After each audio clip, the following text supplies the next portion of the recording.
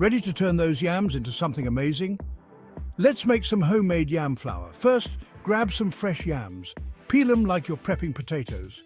Slice the yams into thin chips. Think potato chips, but healthier. Next, lay out the slices on a tray.